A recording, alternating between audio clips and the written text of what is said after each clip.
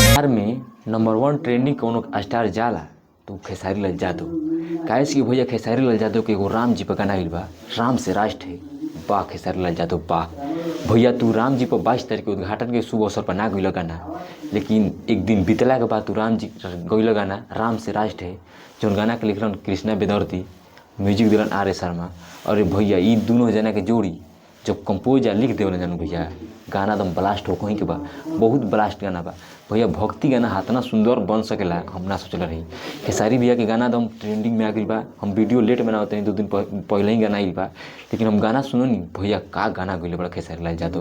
भैया तारा ई 22 तारीख से पहले गावे के उद्घाटन से पहले, और उद्घाटन से पहले खेसारी लाल यादव ई गाना गइले रहतनु भैया छा जी तो मार्केट में आग लगा देता। काहे कि तारा एगो बीते दिन पहले गाना आई रहे जौन ओकरा में दिलेर मेहंदी गइले रहन गाना, आ तू भैया लिपसिंग कइले डांस कइले रह। माना तनी तार उ फिल्म में गाना बा रंग दे बसंती में, उ फिल्म में एक्टिंग कइले बड़ा। तार फिल्म बहुत जबरदस्त फिल्म बा वो भैया। तार फिल्म में कहीं के नहीं के फिल्म जौन हुआ रंग दे बसंती मार्केट में आग लगाई भैया। काहे कि एगो अलग लेवल के फिल्म बनेले बड़ा।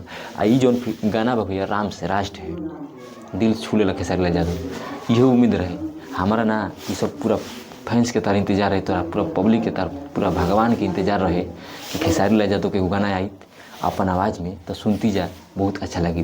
लेकिन भैया निकल देर से सही, लेकिन वो गाना निकल बहुत बढ़िया लगल।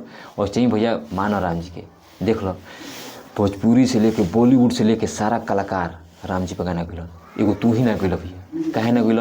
तारा के सब फैंस इंतजार करते रहे कि खेसारी लाल यादव के गाना आई तो हम सुनम, हम प्यार देम, हम ट्रेंडिंग में पहुँचाई।